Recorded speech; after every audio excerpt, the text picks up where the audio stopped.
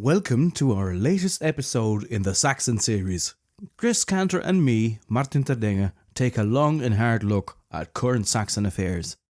We talk about the dawn of social media and how the internet has completely upturned how we consume our media and where we get it from.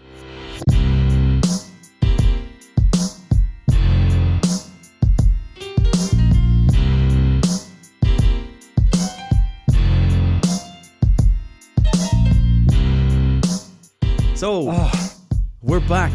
We're back at it again. I think with our final episode, right? This is the last hurdle. And after that, Low Saxon will be revealed to the masses. Will thrive without us. Mm-hmm. So let's get to the point right away. Yeah. Without further ado. We were talking about spelling. We were. In this podcast where the idea is to talk about Low Saxon in the internet age. Yeah, or the social media age. So you want to dive right into the whole 2010 to up to the current mark. I guess what we might do is, I think we've talked about mainly Wikipedia before, is just look at what's going on, insofar as anything at all is going on, what with Low Saxon and the internet, and young people and their connection nowadays to Low Saxon, again, if there is any.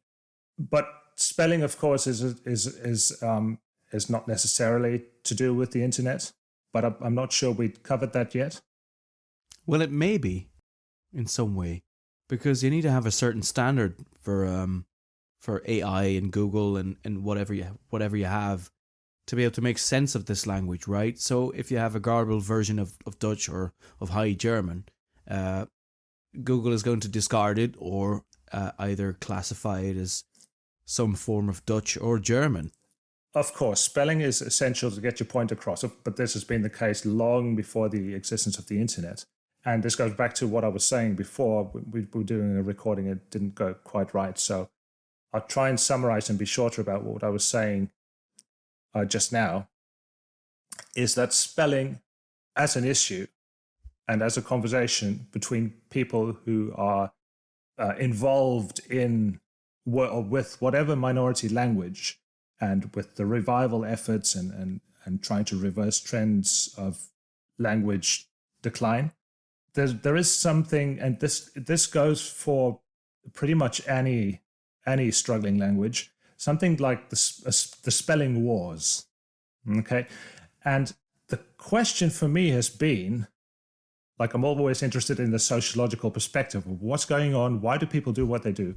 The question for me has been, why do we devote so much time and energy to squabbling about spelling and not being able to come to some practical arrangements that may not be satisfying everybody's ideal, but at the end of the day, it's about a community that has to get along, just like with all things in life. Just being able to produce stuff instead of squabbling about spelling. Exactly. But and then my point was, or the conclusion that I've reached, is that it's a relatively small group of people who are making efforts to save or to revive a language that is struggling, whereas the great masses, the majority of the population, have switched or are switching to the majority language or to a different language. Now, so there is frustration and a sense of not being able to do much or enough among that small group of people who do see the value of the minority language and would like to see its continued use in the modern world. And because they feel they can't do much, they do what they can do, which is squabble with each other about something very concrete like spelling. And then you get stuck in that gear. You know, I think that's a big part of the psychological goings on behind the scene. So ostensibly the issue is spelling, but I think often the issue is the fact that we can't make much progress on other fronts. Mm-hmm. What do you think? The focus is too much on getting your spelling right. And I think the idea is that you want to preserve your language, and they do it by squabbling over whether this or that sound should be represented by this or that squiggle on the paper, right? Instead of actually producing something that may not be pronounced exactly as you would have intended it, but it will be pronounced, instead of, worrying about how it should be pronounced, because that is what many people do. They write because they want to record their language, instead of they write because they want to get a point across.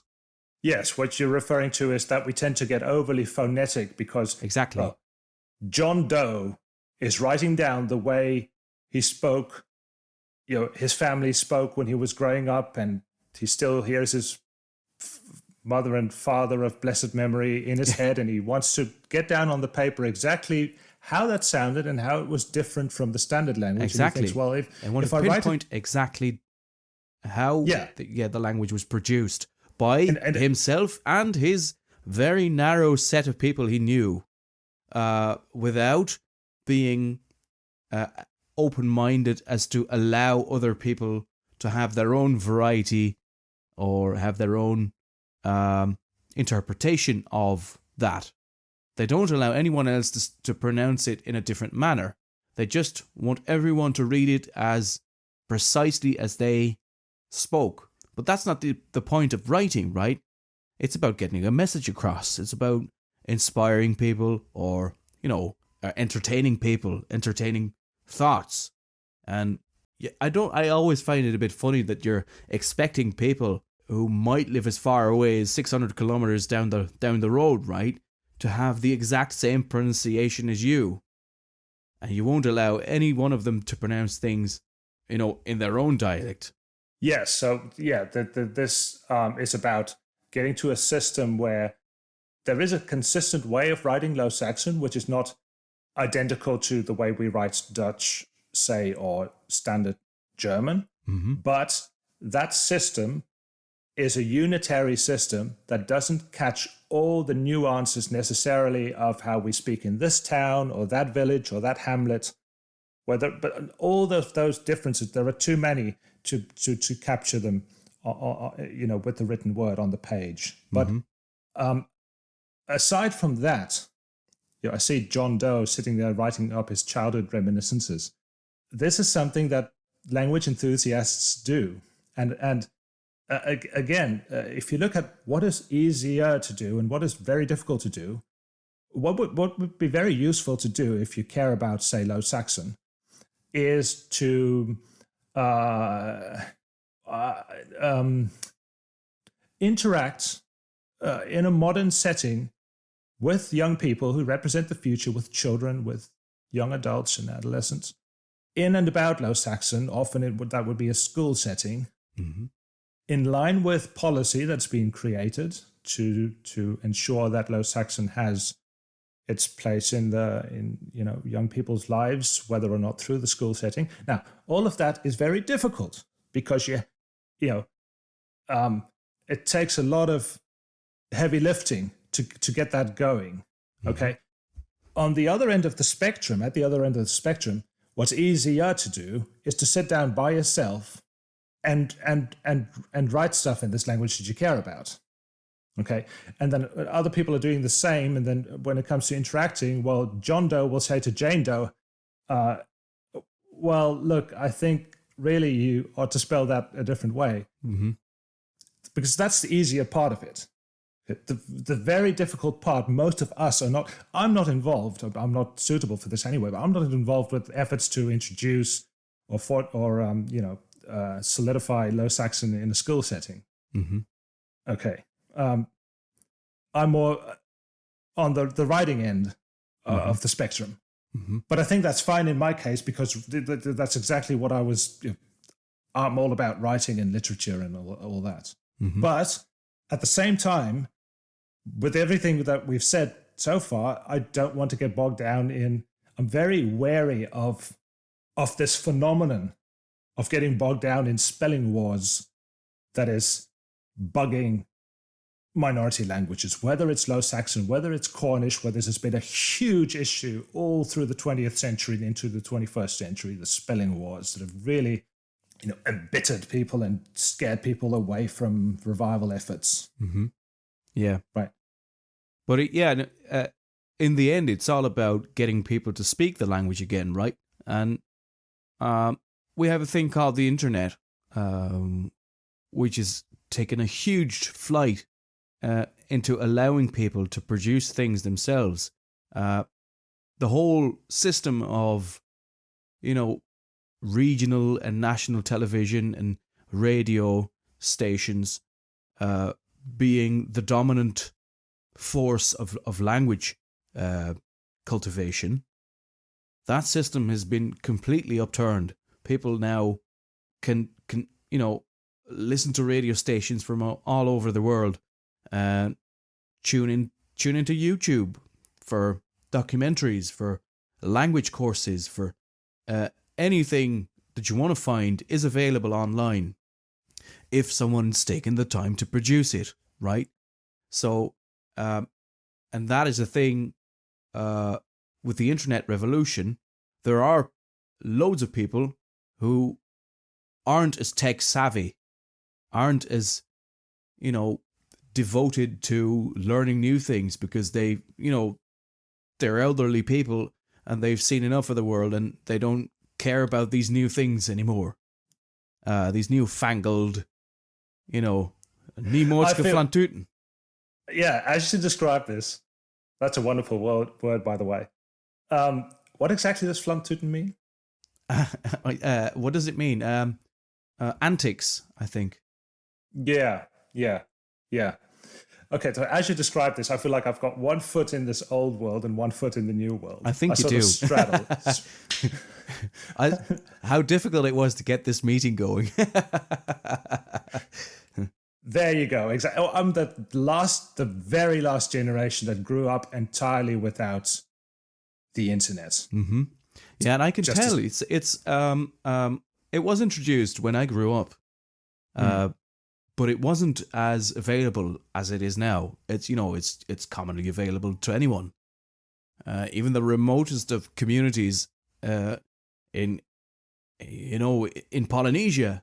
They have the access to the internet, right, and they can record their things, and make it available. And as long as people take that seriously, then that would help enormously, tremendously, in at least getting your language out there. And then it doesn't matter how you spell it, because then you can inspire people to maybe practice their speaking, because that's what it's all about, right? You want people to speak the language.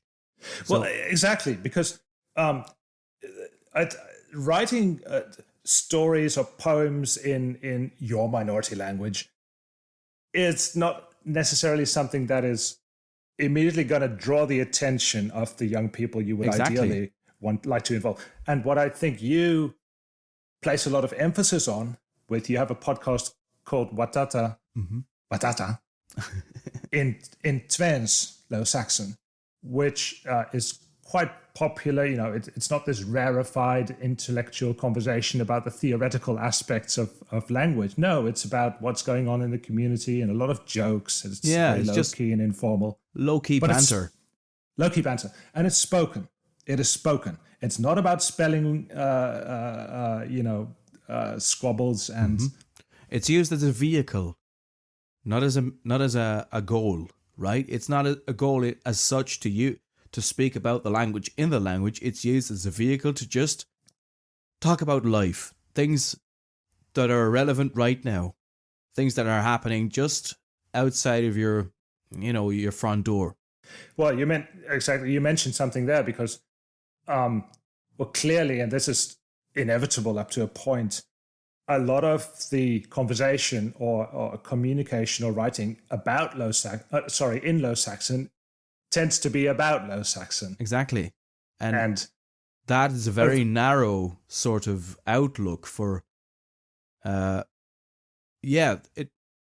if you're interested in language and if you're linguistically inclined, then you'll be interested in reading that. And that's a very specific audience. That's very niche. Exactly, where the language is the subject. Exactly. Of the conversation. That's going to interest a lot of people, a relatively small number of people, a whole lot, including you and me. But we're not representative of the wider population. And, soccer is always going to be more popular than Low Saxon. However, if you could use Low Saxon to talk about soccer or sort of in whatever way combine the two subjects, then you might draw in people who are interested in soccer and not necessarily, worry about the ins and outs. Then it wouldn't matter. The language. Exactly. Then, and I've been saying that for a long time now. We should produce stuff that isn't exactly on the topic of language or language preservation, but we should just all the regular things that people are interested in. What are typical English podcasts about? Well, about anything and everything. And I don't think I'll be able to do that all by myself. But there are certain things that I might be interested in that aren't exactly related to Low Saxon or whatever. But I can discuss these things in Low Saxon. And I can talk about it. And I can, make people see that. And just use the language as a means and not as a goal. Healthy languages are unself-conscious. Exactly. They don't even think twice. They just exist and stuff goes on in them. Exactly. And then it's only when something is on the verge of disappearing that people start worrying, and it's sort of like the language turns in on itself and takes itself as the perpetual subject matter. Mm-hmm. And then it sucks itself into its own black hole and disappears like that with the final blip. You're so poetic. One tries. Right. You should write a poem about it. Maybe someone will read it one day. Yeah. Poetry is a whole other kettle of fish. But well, look. So if you want to use the language in a way that's not all about the language, but it's just the language is a vehicle to worry about other things in life, then you need something like the North German podcaster. Well, I don't know what his main profession is, actually. I forget. Is he a teacher? Jan Graaf. Mm-hmm. Anyway, he does have a Low Saxon podcast called Sprach. Mm-hmm. And what he advocates is, well, he says, what does he use for an example? Frisian, where he points to some minority languages in some countries that have a media. I think Sami. Which one? Sami. Yes, Sami in Finland, exactly. Northern Scandinavia, where they have their own television station, I believe. Cornish, which is something I often return to, has a television show which is, I think it's weekly, possibly once a month. I think it's monthly, but so it's like an hour or an hour and a half's worth of content about this, that, and the other. However, Low Saxon does not have those media structures in place. Exactly. And what it does have, what it's restricted to, aside from the written word, is a handful of, podcasts is probably the best we're coming up with. At the very occasion, some television content, the very occasional feature film, but this is all, it's nothing structural. Exactly. There's nothing people can look forward to. Well, there is in Riesen, your hometown. They look forward to your podcast, Vatata. They actually do, and it's been on the back burner for a bit. But it's very funny because last week my father was having his birthday, and one of his grandkids, my sister's youngest daughter, who's I think about 11 or 12 years old, and said, "Uncle Martin, all the boys in my class are listening to your podcast." So that's very funny to know that. The original intent of the podcast was to reach out to the elderly, because during COVID-19 they were in lockdown, and every Sunday, usually before COVID, the whole family would come visit, and they have this, drink coffee and have a pastry or whatever, and there would be loads of banter and a house full of people, and it would be all very, very nice and cozy. But because of the lockdown, people started to get very lonely, and that's why we decided to produce a bit of banter weekly, so people could listen to that and feel less lonely in their homes. And but the problem is, there you go again, that the elderly have no idea how a podcast works. They couldn't get it running, so they asked their children, could you play this for us, please? Mm-hmm. And then the children would hear it as well. And the elderly thought, well, this is just a load of crap. A weekly load of crap, so we're not going to listen to that. But the young loved it. So they were the ones who started to follow the podcast.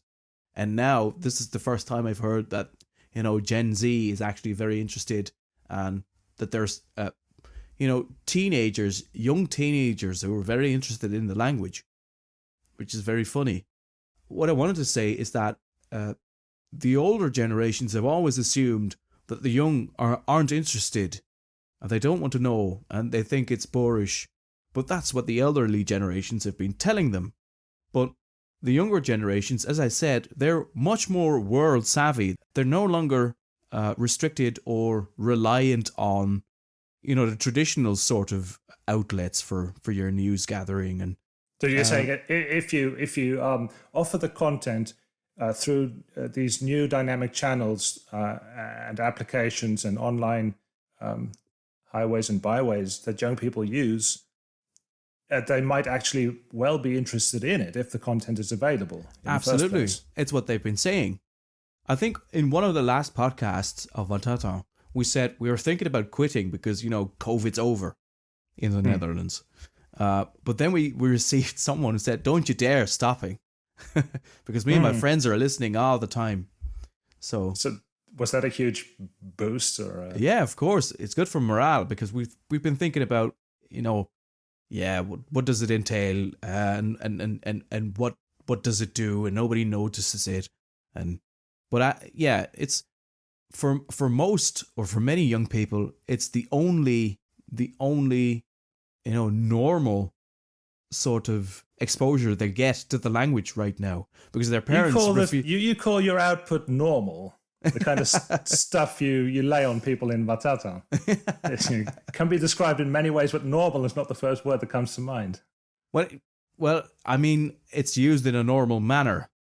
I mean, the content isn't normal, sure, but it's used in a non-prescriptive way. Yeah. You mean like just the normal use of a language to talk about? It's just banter about anything, stuff, and cracking jokes, and not theorizing as we are doing now about the language in all its various manifestations. So, do you think what is the way to go? And I'll define two options, and maybe it could be both. So, going back to Jan Graaf, he would like to see something which the Sami in Finland appear to have already, which is a television station that produces content in Sami, which would require government funding, whether central, regional government, whichever way it's set up. But and maybe it's an hour a week, maybe it's as little as an hour a month, or I don't know. Maybe it's continuous. I don't follow Sami television that closely necessarily, but it exists, and there's not such a thing currently for Low Saxon. Well, you have Norddeutscher Rundfunk NDR in northern Germany, the broadcaster that has a few programs and some content in Low Saxon. Probably in terms of content, a lot of the time it's geared towards, the somewhat older sections of the population. Yeah, and it's in a sort of mishmash of High German and Low German. Oh, there's that. And most real speakers, I can call them that, most genuine speakers, they refer to it as Medienplatt. It's like media Saxon, and it's it's geared towards getting a monolingually High German speaking population a taste of Low Saxon. Okay, so it's didactic in its setup rather than being this unconscious use of the language to talk about not the language. I'd call it heavily accented High German. Yeah, but they're like two separate matters. It's how pure is the language that we're still speaking, and then there is this distinction that we've been outlining of, on the one hand, presenting the language, talking about the language, giving a taster of the language to people who otherwise don't use it or are not familiar with it, or something completely different, like the Batata podcast is actually using the language, but it's not about the language. And I would imagine that Jan Graaf, one of his gripes is that what the NDR, its content in Low Saxon is too much like a presentation or an introduction to Low Saxon. It gets stuck on the didactic plane. Whatever the exact problem is, he thinks it's not. We haven't got Plattdeutsch speakers in Germany and the Low Saxon speakers in the Netherlands. We haven't got what the Sami do have, and he wants to get there. Mm-hmm. Now, so what should happen? Should there be government funding to set up a television channel, or to slot time for Low Saxon content, or should there be bottom-up, homegrown, grassroots internet initiatives such as podcasts and YouTube videos that do not need any funding at all, but that people do from their homes and of their own volition and initiative? Which is the way to go, or is it both? What do you think? It's absolutely both, and there can't be just one outlet of the language because it's so pluriformal. It should be both, because what we see now is that there isn't, hardly any coverage of Low Saxon or in Low Saxon on the regional broadcasting channels. What we see is that only during the month of May, which is designated as the dialect month of the Netherlands. March. That's right, March. You're right. The month of March is the dialect month of the Netherlands. And then we see some light coverage on, at least on RTV Oost. I've actually, tallied how many Low Saxon shows there are. I've looked on their website, and I think they're at the point when I was looking, there are 63 shows which air regularly, but only 6 of them are in Low Saxon, and 3 of them are, repetitions. They're played every year, like the Kromskudden of Herman Vinkers. And so there isn't any value in those shows.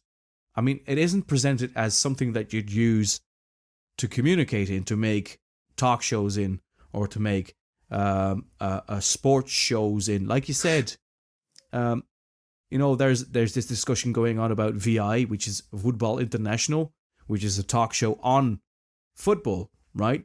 That would be perfect if they did that sort of thing in Low Saxon. But they don't. They simply, during the month of May, they take out their camera, head out into the streets, find young people, and ask them, what does Flantuten mean? Exactly. In Dutch. And they reply in Dutch, whoa, like that, they've been jumped on and they've no idea what's going on. And I mean, they're totally, they're stunned at the moment.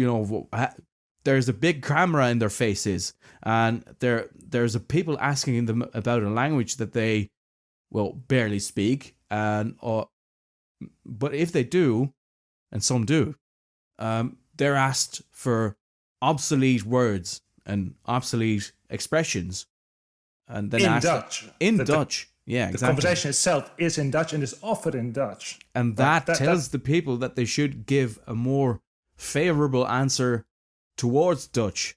So they'll downplay their knowledge of Low Saxon or their knowledge of contemporary Low Saxon, because they haven't heard of these old-fashioned words that nobody uses anymore. It's just like the spelling discussion. We go for the lowest hanging fruit.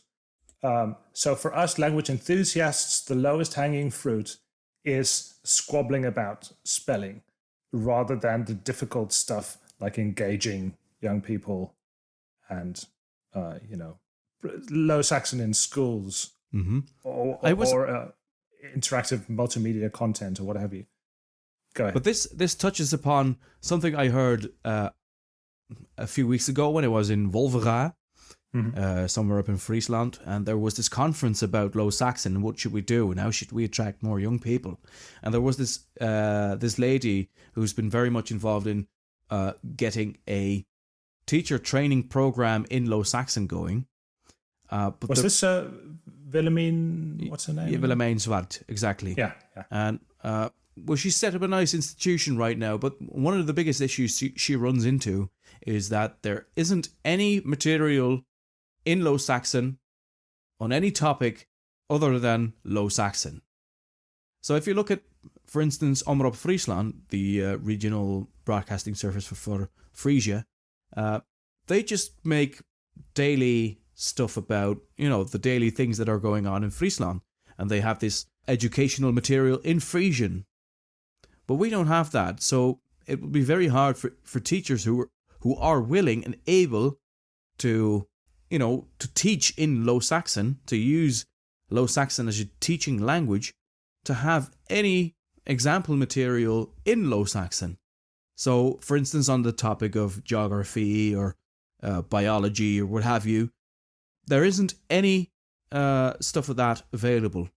Well, not enough. It's not that like there's nothing. There's this magazine that's been being produced in the past decade, maybe, Wiesno's, with material for kids. But it's written, right? It isn't interactive, and it's even that because it's linked to a website, and they do have some songs and audio material on there, and spoken stories. So if you look through the videos I made here on Weltsprache, you'll see that I once tried to make an animation video on photosynthesis. So yeah, I try to combine, having proper information, useful information, and present it in a fun manner. But people simply, they can't compute that this would be possible or useful or in any way. It's already available in High German or Dutch. So why would you have these things in Low Saxon? Low Saxon is for, clog hopping and, traditional things. Yeah, well, if one takes a totally non-emotional approach, one could make the same argument and say, well, English is the language of the future. The content is already on photosynthesis is already available in English. So why bother doing it all over again in Dutch? This tiny language. What future has it got? Because there's more to language than just the practical, non-emotional, communicative, commercial side. Speaking of commercials, so going back to the media, what I think is the issue with the media is that you've got these commercial broadcasters who every now and again, like once a year during, Regional Language Month, March in the Netherlands, have a bit of token content, but their heart is not in it, nor do they have a policy or any structural objective to offer a measure of Low Saxon. It comes up when it comes up. They do the bare minimum they can get away with, and then it's back to business. Sorry, yeah, but they're doing it to get funding because I think there is the EU directive to at least have some Low Saxon available on your daily program, right? On your program list. So the way to remedy that would be not to keep relying on broadcasters who only reluctantly and occasionally have the bare minimum of Low Saxon content, but to set up something, whatever it is, again, like whether it's a monthly television, which is what we're show. doing right now, Chris.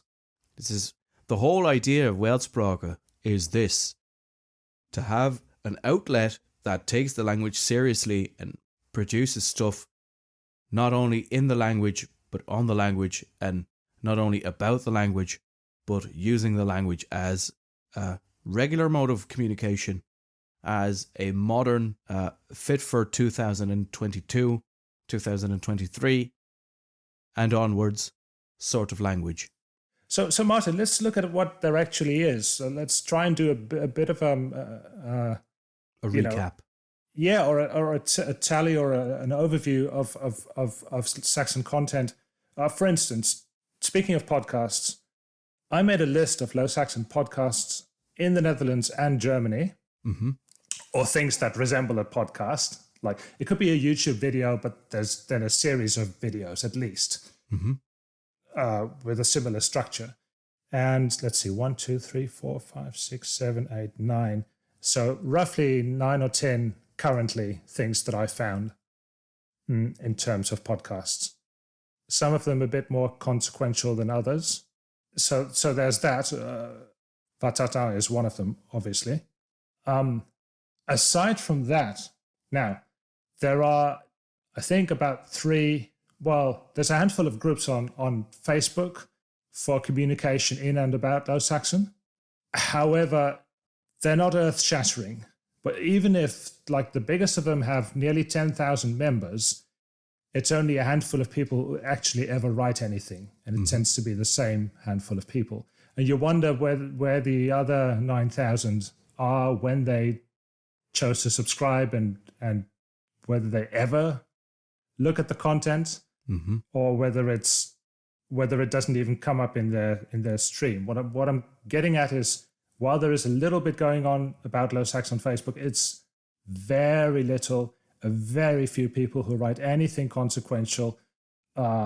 If you have to sift out the reposting of old poems and old pictures, photographs of farmhouses, whatever, drawings, and and look at actually original content, you've got even less.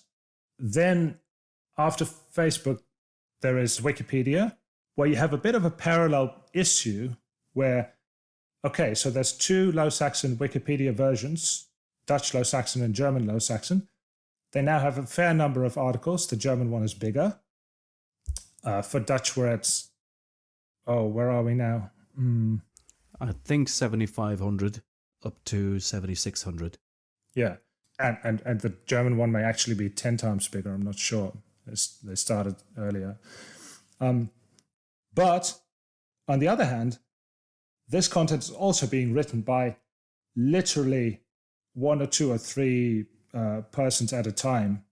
It's hard to speak even of a small community. It's just individual loners occasionally feeling inspired and writing articles which may or may not be very good and decent and creative even.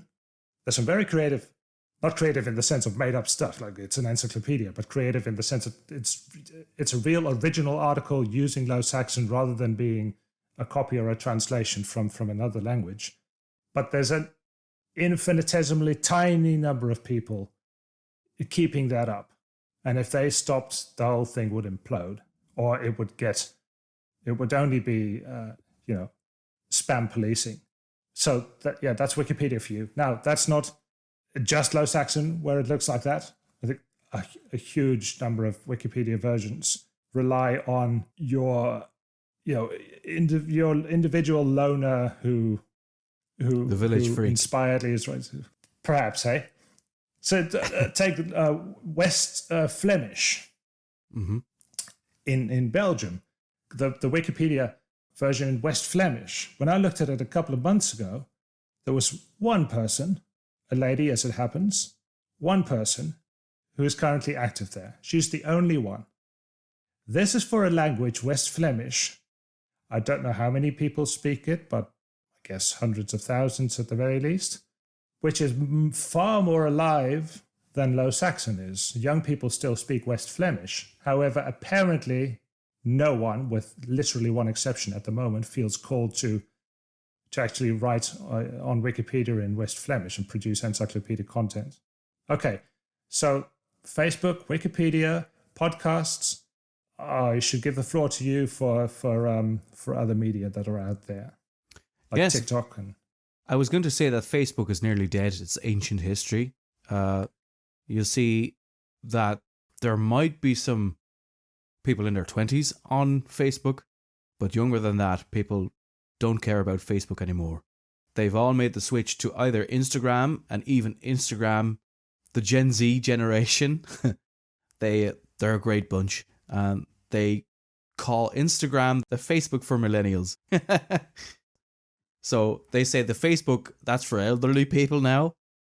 And so Instagram is the Facebook for millennials. So they've all made the switch to TikTok. And there's even talk of TikTok? Yeah, there's talk of TikTok. Yeah, exactly. Yeah. And it is what makes us tick, right? So yeah. There's even talk of the TikTokification of social media, because Instagram, Snapchat, all these social media outlets, they're all scrambling to keep up with TikTok, and they copy all the features that TikTok is offering. And I must say, I've made the switch to TikTok. It's absolutely wild the viewer numbers that you're raking in. I think one of my videos has been viewed 116,000 times within a matter of just weeks. What we see there is highly approachable. It's short and snappy, and you just reserve the things you cover to one issue at a time. So it's very, it's snackable content is what they call it. And the thing with Instagram, the thing with Instagram was that it all looked very polished, and you had to show your best side. But TikTok is very approachable. It's very open and very low key. So it doesn't matter if you film. Yeah. That may be so, but if you extrapolate the trend, it's on the cards that in a few years from now at the most, TikTok is going to be hopelessly obsolete and is going to be, denigrated as last year's and the last generation's thing, and something entirely new and revolutionary will be gobbling it up. Sure. There's talk of the metaverse, right? Facebook is now officially called Meta. Don't know if you've received the latest. Just like Google this alphabet. Yeah. Hasn't really caught on yet. But they're really focusing on getting people into, the whole virtual reality realm. Where people will, will be sitting around on their arses wearing, goggles and that sort of thing all day. So that's way, way beyond anything anyone above the age of 50 will, especially in Low Saxon terms, will be thinking about. But if we want to keep this language relevant, we should make an effort to be, to push it into those realms as well. And I can tell that, I'm the only one making proper videos on TikTok now about Low Saxon, because it's usually, the sort of thing that we've seen before on YouTube even, where you take a sort of the sophisticated Dutch version and you compare it to the boorish, stupid, short, mumbled Low Saxon. So you take one sentence in standard Dutch, which is sophisticated, and then you blurt out something that's absolutely rude and not even grammatically correct at times. You're talking about these phrase lists, like in Dutch you would say, well, I'll just say it in English, but the equivalent of, yes, please, I would so like to have another cup of coffee. That's very kind of you. And in Low Saxon you would say, ja, doe maar. Yeah, exactly. Or worse even, I'll have a guzzle or something like that. Yeah. Presented under the rubric of how much more efficient and to the point Low Saxon is. Yeah, or maybe not even that. They'll just say it's they won't offer an explanation. They'll just conflate it to the ruder version of the sentence, right? But that's part of the phenomenon where Low Saxon, insofar as it is used, a lot of the time it's humorous. Because it's not a language. It's like there's a general recognition that it's not a language that we can take seriously anymore, because it's not a general language of communication for most people anymore.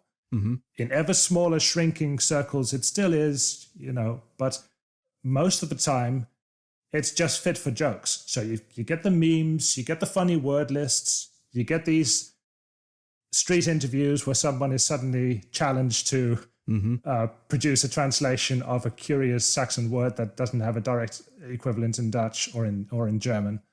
You get a couple of quizzes. Going further back in time, you had these comedians like for Drenthe Plat.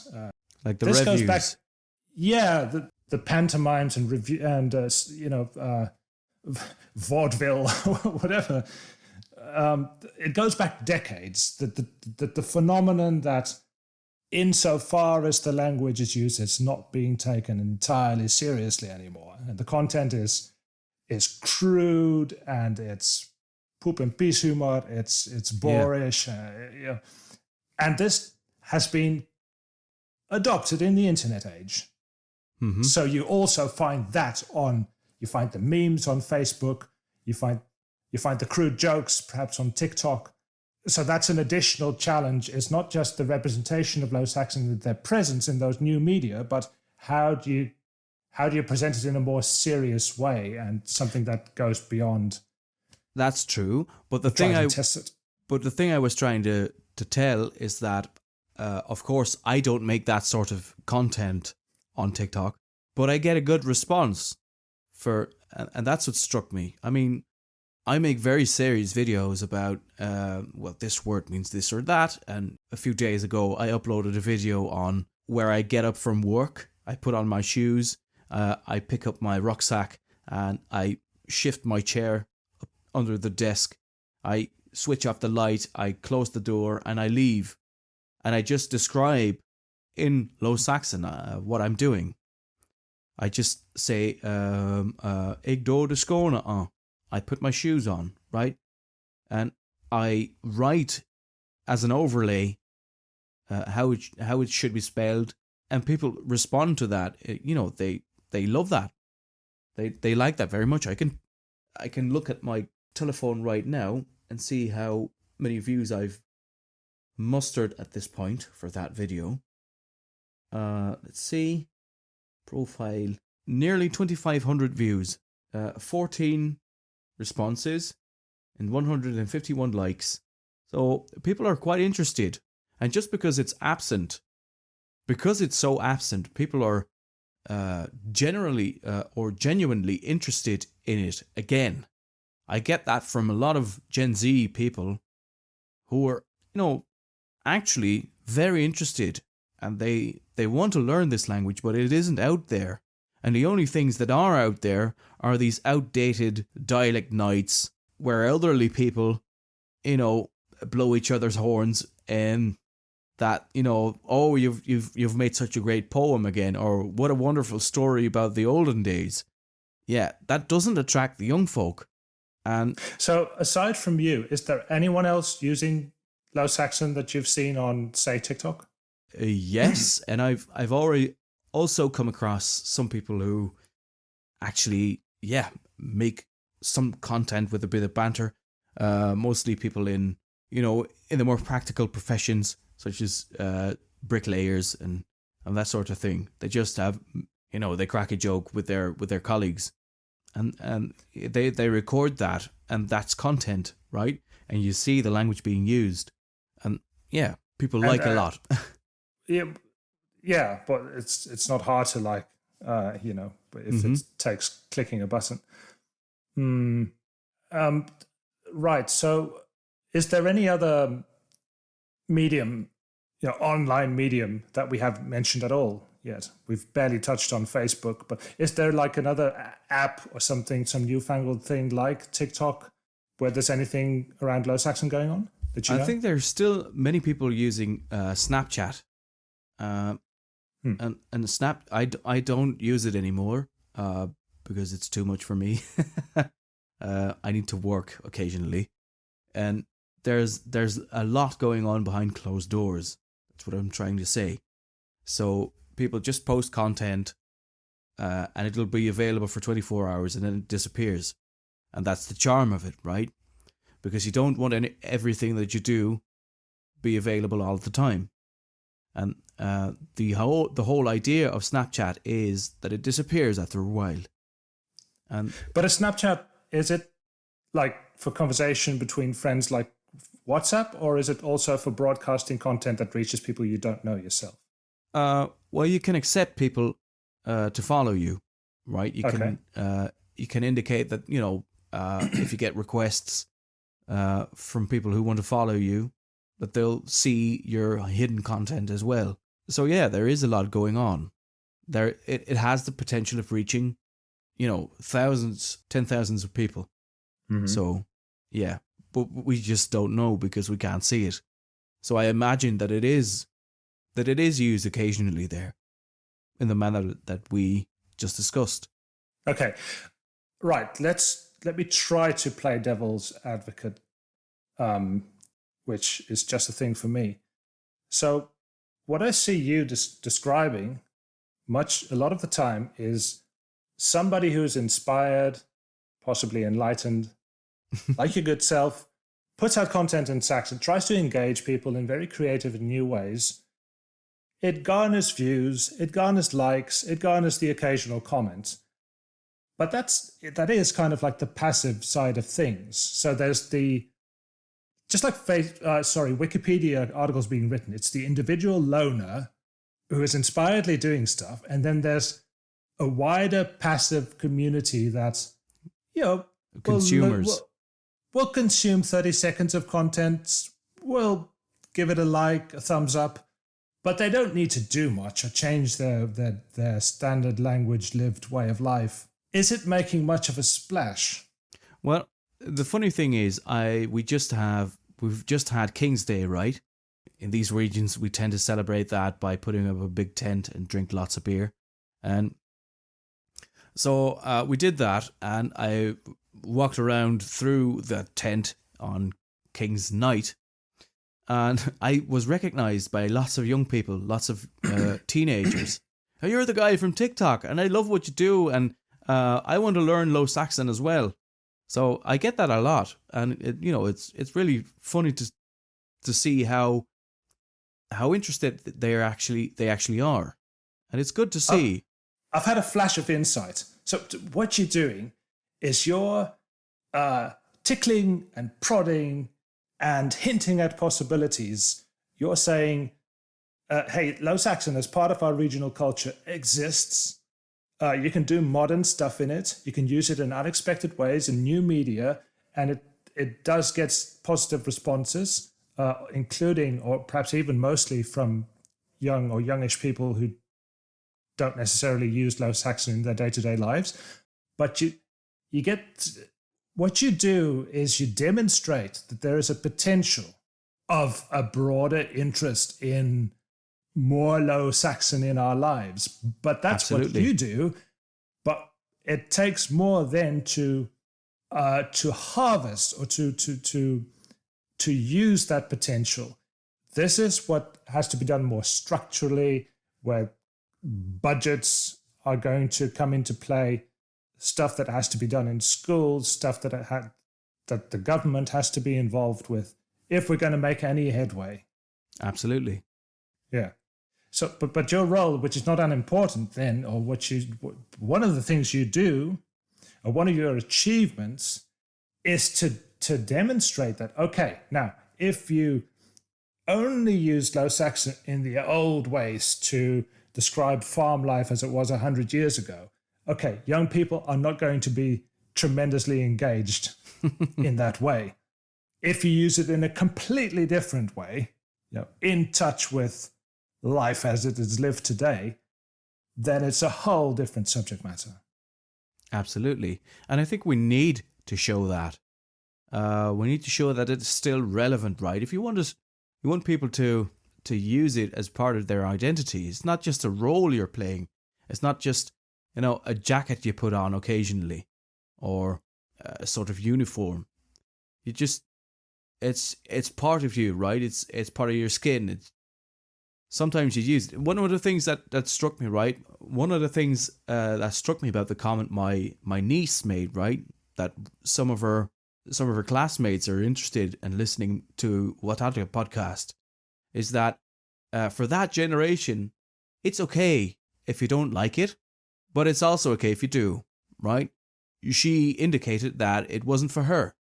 They generally feel okay about that. It isn't a certain everyone has to do it. It's just that if you want to, you're free to do as you want. And if you want to pursue something along the lines of a language called Low Saxon, then okay, that's fine. And go out there and look on the internet and find stuff on YouTube and do something with it.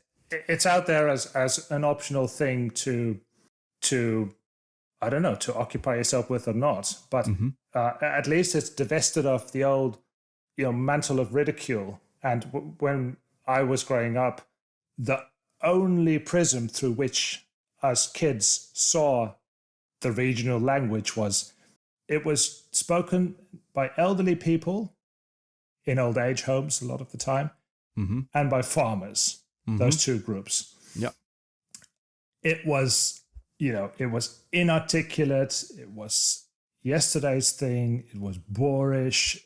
It was just something to ridicule and make fun of. So crude, a thing to best forget as soon as possible. Right, and that was children will adopt any of the views that are available. So if this is the only view around, well, it would be quite something to come up with something that goes against the grain if it's not offered as an alternative point of view. At least now the alternative, both are still around. Let's be honest here. Low Saxon is still broadly ridiculed or considered, even more seriously, considered inappropriate. Oh, sure. You still hear a lot of people of all ages saying, well, okay, such and such was using Low Saxon in that setting. I just thought that was so rude. Why couldn't they use the standard language that everyone understands? Okay, so speakers of the language are being censured. Okay, it's considered like an antisocial thing sometimes. So, and then it's still massively ridiculed as something that dumb farmers do. Well, but speakers themselves censure themselves a lot of the time. Sure, yeah. I noticed that a month ago. Some of my drawings were selected to be exhibited at the gallery of the University of Twente, because I was teaching a course of Low Saxon there for international students. The ones involved with arranging these galleries got wind of that and said, "Oh, he makes drawings as well. Why don't you put up your drawings in the hallway of the University of Twente, so we get a complete picture of you being here and offering a view of Low Saxon," right? So they put up my art, but I said, yeah, well, of course that's lovely and all, but wouldn't you be more suited with having a real artist there? And I through Instagram made a connection with one you may be familiar with, whose name is Nicky Goldstein. He's a contributor to the Low Saxon Wikipedia as well, occasionally. But he's an artist, and he makes very, darkly themed, abstract paintings. And I thought, it should be there as well, and this should be a very nice way of, getting his art exposed, getting it out there. But I met him, and he actually is a monolingually Low Saxon speaker. Well, he knows some English and he knows some Dutch, but his first language is Low Saxon. And what is it? What's his age bracket? Around 23, I think. And what I noticed is that, and he actually said that, he asked me, do you ever feel inhibited from speaking? Because this language is so looked down upon. He sort of explained that he usually doesn't speak much for fear of being, ridiculed and judged because of his accent.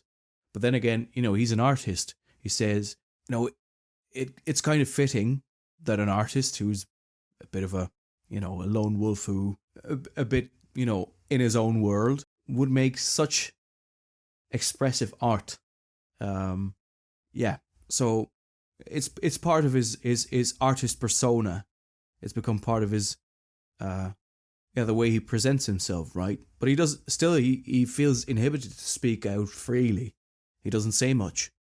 And I think that would go for a lot of first language Low Saxon speakers.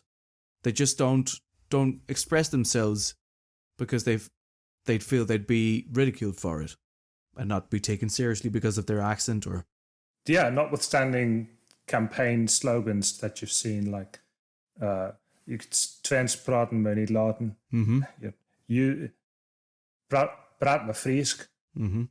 Go ahead and speak language X. It's often a theme of campaigns to foment, tolerance and greater use of the language. But anyway, I meant to say was that aside from this atmosphere of censure and ridicule, which is still very generally present, what is perhaps new is an alternative point of view, which was absent, back in the day. Alternative points of view that are far more accepting and willing to understand and frame and see Low Saxon as something that can be part of everyday life, even if, as you say, it's not necessarily for everyone. Mm-hmm. It's optional, but it's out there. Just like, in terms of sexuality, there used to be, you had to get married and have kids and all other forms of sexuality. They existed, but they were not generally accepted. Now, it seems to be fairly general among young people that this plethora of sexual identities exists as a possibility to embrace, if that is something, if you feel that's your identity. So there's the acceptance of the possibility of alternatives. Mm-hmm. I don't know if that was at all an appropriate or apt comparison to make. Well, it leads you to the idea of inclusivity, right? Having a diverse offer of, colors and creeds, because it goes with the time. It's like, okay, so it's like it fits in. Is what you're saying. It fits in with the trend of inclusiveness and diversity. Exactly. Right. Because I think one of the people I arranged my Low Saxon course with said, yeah, we have a diversity manager here on campus, but nobody's ever thought about, well, if you want to have diversity here, then you should also not turn a blind eye on Low Saxon, because we're right here in the middle of a Low Saxon speaking area traditionally. So we should take that seriously as well. And, I think the first steps have been made. And it got a huge coverage, even by the regional and even national media outlets. I've been featured on the NOS. I was invited to speak with Dolph Janssen, of course, in a satirical manner. He's a national TV presenter. He's a national TV presenter and a radio presenter as well. And, he has this satire show, Spijkers met Koppen. Mm-hmm. So I was invited to explain a bit what I did there. Of course, it quickly turned to alcohol. There's that. Hey, what do you know? Just to recap, so what you did was you taught a series of Twents lessons to actually many of your students were not from the Netherlands. They were international students. They were international students, yes. At the University of Twente. Yeah, exactly. Mm-hmm. The University of Twente has a policy of using English only, but that doesn't mean that they don't offer other languages. So they have this whole institute under the flag of the UT, University of Twente, that offers language courses. They offer Chinese, they offer English, German, Dutch. So, within the framework of inclusivity or inclusiveness or diversity, they wanted to offer Low Saxon as well. And they, at the same time, we have the problem that there is a brain drain in Twente, namely that people come here, they follow an education, they get an education, they get their paper and they leave. So they say, thank you very much, thank you for having me graduate here, and they just move back to where they came from or move somewhere where there's more economic opportunities. So what we're left with is a region that's known as a shrink region. So there's lots of work, but no hands to do the work, right? So they thought, how can we keep the people here? How can we make sure, or at least give them some understanding of the culture that's going on outside of this campus? Mm-hmm. Because they generally they have no idea. Usually when you Google what's it like living in the Netherlands, you're directed to YouTube videos made by Americans living in Amsterdam. Mm-hmm. And living on the other end of the country, namely in Twente, is a completely different experience. Mm. So people generally have no idea what the people are like, and they don't understand. Do you mean to say that Enschede, the city of Enschede, doesn't have this beautiful ring of concentric canals? They don't. Like Amsterdam? Absolutely not. And that is a different experience. It is. And ironically, actually, if one thing that international students or people who don't know much about who are not from the Netherlands, but who are there to study, one of the things they don't have is this oppressive baggage of thinking of regional languages. Absolutely. And that was another point. That was another point I was going to make. Ridiculous and useless. They're don't completely open and blank about it. Absolutely, yes. And that's very, liberating. Because if you take it seriously, and you being this representative from Dutch society, then they think, okay, so this is something that's being taken seriously in Dutch society, so we might as well take it seriously as well and pay attention. Yep, absolutely. And the same goes for young Dutch people, at the start of life. If it's being offered, however, marginally so far as a serious option, they also will not be saddled with a lifetime of thinking about regional languages as dumb and old-fashioned and hopelessly unfit for purpose. Mm-hmm. Exactly. They haven't yet lived this whole life of being conditioned into that mode of thinking. Absolutely. And that's that's the sense I got from the from all the students, because there were, I think, about 3. There were 8 in total, so it's a start. But there were 3 from the Netherlands, and 1 from China, 2 from Russia, 1 from Mexico, and 1 from India. So, yeah. And they all come from communities where there are also regional languages, right? So they get a sense of, all right, so it isn't as monolingually oriented here either. And it's different from the old story. Okay, there's Dutch, and then there's this quirky thing called Frisian in one corner of the country, and that's it. Mm-hmm. I'd like to add one more thing. Shoot. Interest in the language has never been this high, yet proficiency in the language has never been this low. Yeah. So that sort of sums up the current situation of Low Saxon. Yeah, we are where Cornish, sort of, a lot of languages really, you have to start from scratch. Mm-hmm. The fluency is dying. The real fluent speakers are overwhelmingly shuffling towards the end of this mortal coil. Those who are at the beginning haven't the faintest inkling in terms of grammar and vocabulary. Those who are in the middle, like our good selves, mm-hmm. well, just that. We're in the middle. Like, Mm-hmm. not fluent the way our grandparents were, but we're trying. And once the grandparents die off, we're the ones with the best proficiency. We're the most fluent speakers you'll ever find. Still living. Oh, that's a dire indictment. Fully in line with everything that we've discussed so far, please leave us a message and share this podcast with anyone who's interested in Low Saxon or marginalised languages in general. Thank you very much.